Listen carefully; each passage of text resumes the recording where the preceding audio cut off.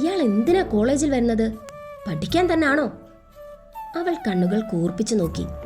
എന്തു ചോദിച്ചാലും മൂങ്ങയെ പോലങ്ങ് നിന്നോളും. എന്താ ഇന്നൊന്നും പറയുന്നില്ലേ? തൻ്റെ നാവ് താണു പോയോ? ഡെസ്കിൽ അടിച്ചുകൊണ്ട് കിഷോർ ഷൗട്ട് ചെയ്തു. ദേ, വിരട്ടലൊന്നും ഇങ്ങോട്ട് വേണ്ട. ഞാനിപ്പോൾ എന്ത് ചെയ്തിട്ടാ ഇങ്ങനെ? ഞാൻ വെറുതെ ഇരിക്കുകയാണ്. സാറാണ് ചുമ്മാ ഷൈൻ ചെയ്യാൻ ശ്രമിക്കുന്നത്. ഷൈനിങ്ങോ? അവൻ്റെ മുഖം ചുവന്നു. വാ ഇങ്ങോട്ട്. അവൻ അവളുടെ കയ്യിൽ പിടിച്ചു വലിച്ചു. വിട്, വിടാൻ. നീ ഇന്ന് എൻ്റെ ക്ലാസ്സിൽ ഇരിക്കണ്ട, പുറത്തു നിന്ന് പഠിച്ചാൽ മതി നീ. അവൻ അവളെ വലിച്ചതും പാറു അല്പം നീങ്ങിക്കൊടുത്തു.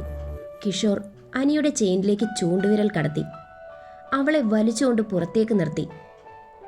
ശക്തിയിൽ കൈ പിൻവലിച്ചതും ചെയിൻ ഒപ്പം പൊട്ടി വീണു. അവൻ്റെ മുഖമൊന്ന് തെളിഞ്ഞു. ശോ, എൻ്റെ കൈ! അവൾ ശക്തിയിൽ കൈകുടഞ്ഞു. അയ്യോ, എൻ്റെ വിനുവേട്ടൻ്റെ ഗിഫ്റ്റ്! അവൾ കുനിഞ്ഞ് അതെടുക്കാൻ ശ്രമിച്ചു. കിഷോർ അറിയാത്ത മട്ടിൽ അതിൻ്റെ മുകളിൽ കാൽ വച്ചു. നിലത്തേക്ക് കുനിഞ്ഞ അവൾ അവൻ്റെ മുഖത്തേക്ക് നോക്കി. അവൻ്റെ ചുണ്ടിൻ്റെ കോണിൽ ഒരു വിജയച്ചിരി അവൾ കണ്ടു. അവൾക്കാണെ ദേഷ്യം വന്നു. കാല് മാറ്റിക്കേ. എന്തിന്? ഇതെൻ്റെ കാൽ, എനിക്കിഷ്ടമുള്ളിടത്ത് വെക്കും. അത് സാർ വച്ചോ, പക്ഷേ എൻ്റെ വിനുവേട്ടൻ ഗിഫ്റ്റ് തന്ന ചെയിൻ വയ്ക്കണ്ട. കാല് മാറ്റ്. അവൻ കാൽ നിരക്കി വലിച്ചു. അവൻ ക്ലാസ്സിലേക്ക് തിരിഞ്ഞു. നിലത്ത് ചുരുണ്ട് കിടക്കുന്ന ചെയിൻ അവൾ എടുത്തു. അവളുടെ മുഖം വീർത്തു. അത് നശിച്ചു പോയിരുന്നു. അത് കണ്ട് അവൾക്ക് വിഷമമല്ല, മറിച്ച് സന്തോഷമാണ് തോന്നിയത്. അവൾ അതെടുത്ത് നിവർന്നു. ഭിത്തിയിൽ ചാരി അകത്തേക്ക് എത്തി നോക്കി. അവൾ അവിടെ നിന്ന് ഓരോ കോപ്രായങ്ങൾ കാണിക്കാൻ തുടങ്ങി. അകത്തിരിക്കുന്ന കുട്ടികൾ അവളെ നോക്കി ചിരി അടക്കുന്നുണ്ട്. ഇവളെ കൊണ്ട് വല്ലാത്ത ശല്യമായല്ലോ. അവൻ അവളെ നോക്കി കണ്ണുരുട്ടി. അവൾ മുഖത്ത് പുച്ഛം നിറച്ചു. പിന്നെ തിരിഞ്ഞ് പുറത്തേക്ക് നോക്കി. പിന്നെ ഉളികണ്ണിട്ട് അവനെ നോക്കി. അവൻ തികട്ടി വന്ന പുഞ്ചിരി മറച്ചു പിടിച്ചു. അവൾ ചിരിയോടെ തലയാട്ടിക്കൊണ്ട് പുറത്തേക്ക് കണ്ണു നട്ടു. ഇടനാഴിയിലൂടെ വസുവും വിനുവും വരുന്നത് കണ്ടതും അവൾ അവിടെ നിന്ന് കൈയും കാലും അനക്കാൻ തുടങ്ങി. അവളുടെ മേലിൽ ഒരു കണ്ണ് പതിപ്പിച്ചിരുന്ന കിഷോർ അത് കണ്ട് മുഖം വീർപ്പിച്ചു. ഇവളെ ഇന്ന് ഞാൻ... അവൻ നോക്കി ദഹിപ്പിച്ചു. ഇത് വല്ലതും അവൾ അറിയുന്നുണ്ടോ? അവൾ അവിടെ നിന്ന് എന്ന ശബ്ദം വയ്ക്കാൻ തുടങ്ങി. വിനു അവളെ കണ്ട് കൈപൊക്കി. കടക്കണ്ണാൽ ഇത് കണ്ട കിഷോർ ടെക്സ്റ്റ് കയ്യിൽ മുറുക്കി പുറത്തേക്ക് വന്ന് അവളുടെ മുന്നിൽ നിന്നു. അനീറ്റ, ക്ലാസ്സിൽ കയറ്. അവൻ ഗൗരവം വിടാതെ പറഞ്ഞു. അയ്യോ വേണ്ട സർ, ഇവിടെ ആകുമ്പോൾ 4 പേരെ കണ്ട് കാറ്റും കൊണ്ട് സുഖമായി നിൽക്കാം. കാല് കഴിച്ച അപ്പം ഇരിക്കാം. ആഹാ, എന്താ ഒരു സുഖം! എന്നാ പിന്നെ വീട്ടിലങ്ങ് ഇരുന്നാ പോരായിരുന്നോ? രാവിലെ കെട്ടി ഒരുങ്ങി ഇങ്ങോട്ട് എഴുന്നള്ളിയത് എന്തിനാ? അതിപ്പോ വീട്ടിലിരുന്ന കാണേണ്ടവരെ കാണാൻ കഴിയോ? അവൾ പുരികമുയർത്തി. അവനൊന്ന് മുരടനക്കി. അവൻ അകത്തേക്ക് നോക്കി. കുട്ടികൾ ഒന്നടങ്കം തങ്ങളെ തന്നെ നോക്കിയിരിക്കുകയാണ്. ഇവള് മനുഷ്യനെ നാണം കെടുത്തുമല്ലോ. ദേ, ഞാൻ പറഞ്ഞത് കേട്ടോ, അകത്ത് കയറ്, എനിക്ക് ക്ലാസ് എടുക്കണം. സാറെടുത്തോന്നേ, അതിനിപ്പോ എന്താ? താൻ ഇവിടെ ഇങ്ങനെ നിൽക്കുമ്പോ എനിക്ക് ശ്രദ്ധിച്ച് പഠിപ്പിക്കാൻ പറ്റുന്നില്ല. അതെന്റെ കുഴപ്പമല്ല, സാർ തന്നെയല്ലേ എന്നെ ഇവിടെ വലിച്ചുകൊണ്ടുവന്ന് നിർത്തിയത്. വാടി ഇങ്ങോട്ട്, പറഞ്ഞാലും കേൾക്കില്ല. കിഷോർ കൊണ്ടുവന്നതുപോലെ തന്നെ അവളെ വലിച്ച ക്ലാസ്സിൽ കയറ്റി. ശോ, ഇവിടെ വാ എൻ്റെ അനി. പാറു അവളെ പിടിച്ചിരുത്തി. നീ എന്താ കളിക്കുവാണോ? പിള്ളേരൊക്കെ അടക്കം പറഞ്ഞു തുടങ്ങി. ക്യാമ്പസാണ്, അത് ഓർമ്മ വേണം. പാറു പതിയെ പറഞ്ഞു. ആ ഓർമ്മയുള്ളോണ്ടാ ഒക്കെ ചെയ്യുന്നത്. അനി ചിരിച്ചു. നിനക്ക് വട്ടാണോ പെണ്ണേ? വീട്ടിലറിഞ്ഞ പ്രോബ്ലം ഒന്നും ഇല്ലേ നിനക്ക്? എന്ത് പ്രോബ്ലം? ഞാൻ ഇങ്ങേരുടെ കാര്യം വീട്ടിൽ അവതരിപ്പിക്കാനിരിക്കുക. പറ്റിയ ഇന്ന് തന്നെ. എൻ്റെ അപ്പച്ചന് അതൊന്നും ഒരു വിഷയമേ അല്ല. ആള് ചോക്ലേറ്റിലെ ലാലു അലക്സാ. ഞാൻ ഒറ്റ മോളല്ലേ പാറൂട്ട. അമ്മച്ചി നേരത്തെ പോയോണ്ട് എനിക്കെല്ലാ ഫ്രീഡവും തന്ന എൻ്റെ അപ്പച്ചൻ വളർത്തിയത്. പിന്നെ കുടുംബക്കാർ പോകാൻ പറ. ഞാൻ 2, 3, 4 ഒക്കെ കൽപ്പിച്ച. അവളുടെ സംസാരം കേട്ട് കിഷോർ ചുഴിഞ്ഞു നോക്കി. അവൾ അവനെ നോക്കി സൈറ്റ് അടിച്ചു. കിഷോറിന്റെ കണ്ണ് തള്ളി. അവൻ വേഗം ചുറ്റും നോക്കി. ഹോ, ഭാഗ്യം, ആരും കണ്ടില്ല. ഇവളെ കൊണ്ട് തോറ്റല്ലോ ഭഗവാനെ. ഡി, നീ ഇത് താജ്മഹൽ ആക്കുവോ? തനി മെല്ലെ ചോദിച്ചു. പിന്നെ ഞാൻ ഈ കോളേജ് എപ്പോഴേ താജ്മഹലാക്കി. ദേ, അങ്ങേരാ ഷാജഹാൻ. ആ, അത് കറക്റ്റ്. ന്യൂജൻ ഷാജഹാൻ. ലുക്കുണ്ട്.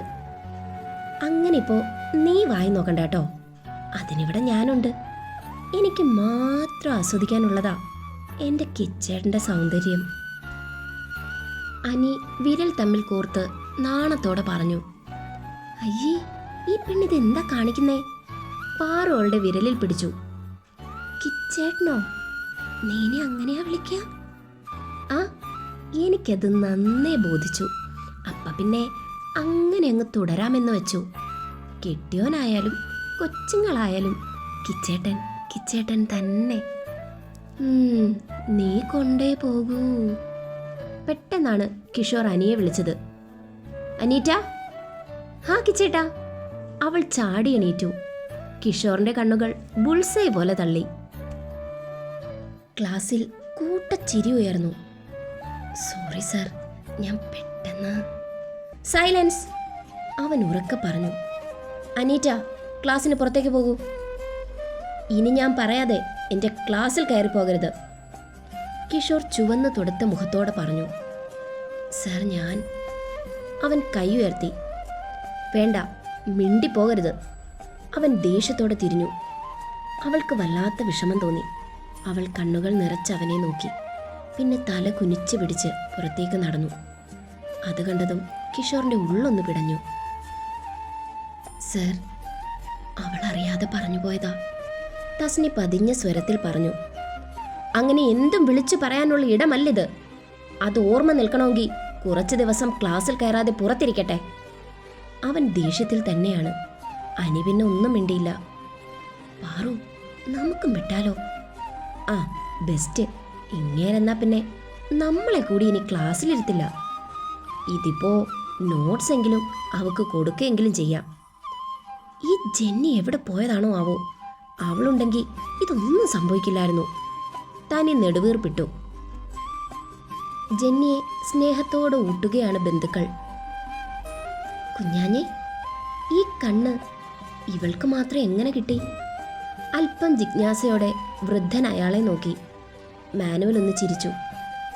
എല്ലാ ഈശോയുടെ അനുഗ്രഹം. അതെ, അത് തന്നെ. നമ്മുടെ കുടുംബത്തിൽ ഇങ്ങനെ ഒരു പ്രത്യേകതരം കണ്ണ് ആർക്കുമില്ല. അവിടെയാണ് എൻ്റെ കൊച്ച് വ്യത്യസ്തയാകുന്നത്. അയാൾ അവളുടെ തലയിൽ തഴുകി. അതെ കുഞ്ഞാഞ്ഞേ, നിനക്കറിയോ, നിനക്ക് മോളുണ്ടെന്നറിഞ്ഞ് നിന്നെ വിളിക്കാൻ എന്നെ നിർബന്ധിച്ചത് ആരാണെന്ന്? ആരാപ്പച്ച? ആരായിരിക്കും? നിനക്ക് പ്രിയപ്പെട്ടവരിൽ ഒരാൾ തന്നെയാണ്. സക്കറിയ? അയാളുടെ ചുണ്ടുകൾ മുഴിഞ്ഞു. നീ എന്നെ മറന്നിട്ടില്ല അല്ലേടാ? ആൾക്കൂട്ടത്തിന്റെ ഇടയിൽ നിന്നും സക്കറിയ മുന്നിലേക്ക് വന്ന് നിന്നു. എടാ സക്കി! മാനുവൽ അയാളെ ഇറുകെ കെട്ടിപ്പിടിച്ചു. എടാ കുഞ്ഞാ, നീ ആളാകെ മാറിപ്പോയല്ലോ. തനി ബിസിനസ്മാനായി മാറി അല്ലേടാ? നന്നായിടാ, നന്നായി. നിന്നെക്കുറിച്ച് ഓർക്കുമ്പോൾ ഇടനെഞ്ച് പിടയ്ക്കും. ഒരു നോക്ക് കാണാൻ കൊതിക്കും. പക്ഷേ എങ്ങനെ? നീ ആരുമായും കോണ്ടാക്ട് വെച്ചില്ലല്ലോ. അവസാനം സക്സസ്ഫുൾ ബിസിനസ്മാൻ്റെ ഫോട്ടോ ന്യൂസ് പേപ്പറിൽ വന്നപ്പോഴാ നീ എവിടെയാ എങ്ങനെയാ എന്നൊക്കെ അറിഞ്ഞത്. അപ്പം തൊട്ട് ഞാൻ നിന്റെ അപ്പച്ചന് സ്വസ്ഥത കൊടുത്തിട്ടില്ല മോനെ. അങ്ങനതേ കാര്യങ്ങൾ ഇവിടെ വരെ എത്തി. ഡാ, നിനക്കൊരാളെ പരിചയപ്പെടുത്താം. അലക്സി! ഒത്ത പൊക്കവും വണ്ണവും വെളുത്ത വട്ടമുഖവുമായൊരു മിടുക്കൻ ചെറുപ്പക്കാരൻ അവരുടെ അരികിലേക്കെത്തി. സഖി, ഇത് നമ്മുടെ അലക്സ് തന്നെയാണോ? മാനുവലിന് അത്ഭുതം. അതേടാ, നീ കണ്ടോ എൻ്റെ മോനെ? എൻ്റെ ഈശോയെ, വലിയ ചെക്കനായി. അതെ അതെ, കമ്പനി CEO ആണ് ഇപ്പോൾ. ഓ മാൻ! മാനുവൽ അലക്സിയെ ചേർത്ത് പിടിച്ചു. അങ്കിളിനെ പറ്റി പപ്പ എപ്പോഴും പറയും. നിങ്ങളുടെ ചെറുപ്പകാലത്തെ കുസൃതികളൊക്കെ പപ്പയ്ക്കിപ്പോഴും നല്ല ഓർമ്മയാണ്. പപ്പ ജീവിക്കുന്നത് തന്നെ ആ ഓർമ്മകളാണെന്ന് തോന്നാറുണ്ട് എനിക്ക്, അലക്സി ചിരിയോടെ പറഞ്ഞു. മാനുവൽ അയാളെ നോക്കി. വാടാ, നിന്നോട് കുറച്ച് സംസാരിക്കാനുണ്ട്. സഖി മാനുവലിൻ്റെ തോളിൽ കൈയിട്ട് മുന്നോട്ട് നടന്നു. എടാ, എനിക്ക് നിന്നോട് ഒരു കാര്യം പറയാനുണ്ട്. അയാൾ പുറത്തേക്ക് നടന്നു. വിശാലമായ പൂന്തോട്ടത്തിൽ വുഡൻ ബെഞ്ചിലായി ഇരുന്നു. അയാളുടെ മുഖം വല്ലാതാകുന്നത് കണ്ട് മാനുവൽ അയാളുടെ കൈ പിടിച്ചു. എന്താ സഖി? എനിക്ക് നിന്നോടെങ്കിലും ഒന്ന് മനസ്സ് തുറക്കണം. എൻ്റെ മേരി പോയത് പിന്നെ ഞാൻ കുറച്ചുനാൾ വല്ലാത്തൊരവസ്ഥയിലായിരുന്നു. വേദനയോ വിഷമോ ഒക്കെ അകറ്റാൻ ഞാൻ മദ്യത്തെ കൂട്ടുപിടിച്ചു. രാവും പകലും മുറിയടച്ചിരുന്നുള്ള കുടി എന്നെ അബോധാവസ്ഥയിലാക്കി. എൻ്റെ അലക്സയാണ് ഡോർ ചവിട്ടിപ്പൊളിച്ച് എന്നെ ഹോസ്പിറ്റലാക്കുന്നത്. അവിടെ നിന്നിറങ്ങിയിട്ടും മദ്യത്തെ ഞാൻ ഒഴിവാക്കിയിരുന്നില്ല. അത്രമേൽ ചേർത്ത് പിടിച്ചതുകൊണ്ട് ഒഴിവാക്കാൻ കഴിഞ്ഞില്ല. അലക്സി ഒരുപാട് അഡ്ജസ്റ്റ് ചെയ്തിട്ടുണ്ട്. എനിക്കറിയാം, എൻ്റെ നാശം ഞാൻ തന്നെ തുടങ്ങി വയ്ക്കുകയായിരുന്നു. കുടിച്ചു കുടിച്ച് ഒരു ദിവസം ഞാൻ രക്തം ഛർദ്ദിച്ചു. സഖി! മാനുവൽ വിറച്ചുപോയി. Liver cirrhosis. അയാൾ ഒന്ന് ചിരിച്ചു. എനിക്കിനി ട്രാൻസ്പ്ലാന്റേഷൻ ഒന്നും നടക്കില്ല. എനിക്ക് വയ്യ. എന്തായാലും ഇത്രയൊക്കെ ആയില്ലേ, പോകുന്നത് വരെ അങ്ങ് പോട്ടെ എന്ന് തീരുമാനിച്ചു. സഖി! ഞെട്ടലോടെ മാനുവൽ അയാളെ നോക്കി. അലക്സിക്ക് ഇതറിയില്ല. അറിഞ്ഞ അവനവൻ്റെ ജീവൻ തന്നെ എനിക്ക് പകുത്തു നൽകും. അതൊന്നും വേണ്ട, എനിക്ക് നിന്റെ സഹായം വേണം.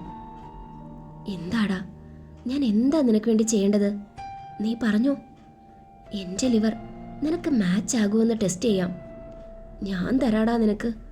നീ വാ. ഛേ, അതാണ് എൻ്റെ ആവശ്യമെങ്കിൽ അതിന് നിന്റെ തന്നെ വേണം എന്നുണ്ടോടാ? ഇതൊക്കെ മാർക്കറ്റിൽ പോയി കാശ് കൊടുത്ത് മീൻ വാങ്ങുന്നത്ര ലാഘവത്തോടെ എനിക്ക് വാങ്ങാൻ സാധിക്കും. എനിക്കതല്ല വേണ്ടത്. പിന്നെന്താ? നീ പറഞ്ഞോ സഖി. എൻ്റെ അലക്സിക്ക് നിന്റെ മോളെ കൊടുക്കുവോ? ഞാനങ്ങ് പോയാലും നമ്മുടെ ബന്ധം നിലനിൽക്കാൻ. അതുമാത്രമല്ല, എൻ്റെ അലക്സി ഒറ്റയ്ക്കായി പോകരുതല്ലോ. നീയാണേ എൻ്റെ ഒരു കുറവ് അവനുണ്ടാകില്ല. മാനുവൽ ആലോചിക്കുന്നത് കണ്ട് അയാൾക്ക് വല്ലാത്തൊരു ടെൻഷൻ തോന്നി. എന്താടാ, എൻ്റെ അലക്സിയെ നിനക്കിഷ്ടായില്ലേ? അതോ മോൾക്ക് നീ വേറെ ആരെയെങ്കിലും കണ്ടെത്തി വച്ചു കഴിഞ്ഞോ? ഏയ്, അതൊന്നും അല്ലട സഖി. ഞാൻ മോളോടൊന്ന് സംസാരിക്കട്ടെ. എന്തിനും ഏതിനും അവളുടെ ഇഷ്ടം ഞങ്ങൾ നോക്കാറുണ്ട്. ഇത്രയും വലിയൊരു തീരുമാനം എടുക്കുമ്പോൾ അവളുടെ അഭിപ്രായം അറിയണമല്ലോ. അല്ലാതെ ഞാൻ നിന്നോട് ഉറപ്പ് പറയാൻ പാടില്ല. ഞാൻ സാറയോടും മോളോടും സംസാരിച്ച ശേഷം നിന്നോട് തീരുമാനം പറയാം. പിന്നെ അലക്സി, അവൻ എൻ്റെ മോനല്ലേടാ. എനിക്കെങ്ങനെ അവനെ ഇഷ്ടമില്ലാതാകും? അയാൾ മാനുവലിൻ്റെ കയ്യിൽ പിടിച്ചു. മതിയടാ, മതി. നീ വാ, നമുക്ക് മോളെയും അലക്സിയെയും തമ്മിൽ പരിചയപ്പെടുത്താം. അവർ ഒന്ന് സംസാരിക്കട്ടെ. ഇരുവർക്കും മറ്റു പ്രോബ്ലംസ് ഒന്നുമില്ലെങ്കിൽ നമുക്ക് എത്രയും വേഗം ഇത് നടത്തണം. അയാളുടെ മുഖത്ത് നിറഞ്ഞു നിന്നത് സന്തോഷമായിരുന്നു. അത് കണ്ടപ്പോൾ മാനുവലിൻ്റെ ഉള്ളിലെവിടെയോ ഒരു നീറ്റൽ അനുഭവപ്പെട്ടു. വാടാ! അയാൾ മാനുവലിനെ പിടിച്ചു വലിച്ചു. അവർ ഓഡിറ്റോറിയത്തിലേക്ക് കയറി. സാറയുടെ കയ്യിൽ കോർത്തു പിടിച്ചുകൊണ്ട് ബന്ധുവായ ഒരു സ്ത്രീയോട് സംസാരിച്ചു നിൽക്കുന്ന ജെന്നിയെ കണ്ട് അവർ അടുത്തേക്ക് നടന്നു. സാറാ, ആ ഇച്ചായ, ഒന്ന് വന്നേടാ, ഒരു കാര്യം പറയാനുണ്ട്. മോളെ വാടാ. മാനുവൽ വിളിച്ചത് സീരിയസ് ആയി എന്തോ പറയാനാണെന്ന് അവർക്ക് ബോധ്യപ്പെട്ടു. ചേച്ചി, ഒരു മിനിറ്റ്, ഞാൻ ഇപ്പം വരാട്ടോ. സംസാരിച്ചു നിന്ന സ്ത്രീയോട് പറഞ്ഞുകൊണ്ട് സാറ മാനുവലിന് പിന്നാലെ നടന്നു. അയാൾ അപ്പോഴേക്കും അലക്സിയെ വിളിച്ചുകൊണ്ട് വന്നു. അവർ എല്ലാവരും ചേർന്ന് ഗാർഡനിലേക്ക് ഇറങ്ങി. എന്താ ഇച്ചായ? സാറാ, സഖിയെ നിനക്ക് പരിചയപ്പെടുത്തേണ്ട ആവശ്യമില്ലല്ലോ. അതെന്താ ഇച്ചായ അങ്ങനെ ചോദിച്ചത്? ഞങ്ങൾ സംസാരിച്ചിരുന്നു. സാറ ചിരിച്ചു. മോളെ, ഇത് പപ്പയുടെ ഒരേ ഒരു സുഹൃത്ത്. ഇത് ഇവൻ്റെ മകൻ അലക്സി. കമ്പനി CEO ആണ്. ഇന്നിപ്പോൾ നമ്മളിവിടെ നിൽക്കാൻ ഇവനും ഒരു കാരണമാണ്. ഇന്നിവൻ ആദ്യമായി പപ്പയോടൊരു കാര്യം ആവശ്യപ്പെട്ടു. സാറയുടെയും ജെന്നിയുടെയും കണ്ണുകൾ ഒരുപോലെ സംശയത്താൽ ചുരുങ്ങി. എന്താ പപ്പ കാര്യം? ഈ നിൽക്കുന്ന അലക്സിക്ക് നിന്നെ കൊടുക്കാമോ എന്നാണ് സഖി എന്നോട് ചോദിച്ചത്. ജെന്നി ഞെട്ടിപ്പോയി. പക്ഷേ സാറയുടെ മുഖത്ത് പുഞ്ചിരി വിരിഞ്ഞു. അവൾ ഞെട്ടലോടെ അലക്സിയെ നോക്കി. അവൻ്റെ കണ്ണുകളിലെ തിളക്കം അവൾ കണ്ടു. അവൾ പപ്പയുടെ കണ്ണിലേക്ക് നോക്കി. ഞാൻ പറഞ്ഞു മോളോട് ചോദിച്ച് തീരുമാനം പറയാമെന്ന്. പപ്പയ്ക്ക് ഇക്കാര്യത്തിൽ സന്തോഷം മാത്രമേ ഉള്ളൂ. മമ്മിയുടെ മുഖത്തുണ്ട് അവളുടെ തീരുമാനം. ഇനി അറിയേണ്ടത് മോളുടെ തീരുമാനമാണ്. തുറന്നു പറഞ്ഞോളൂ.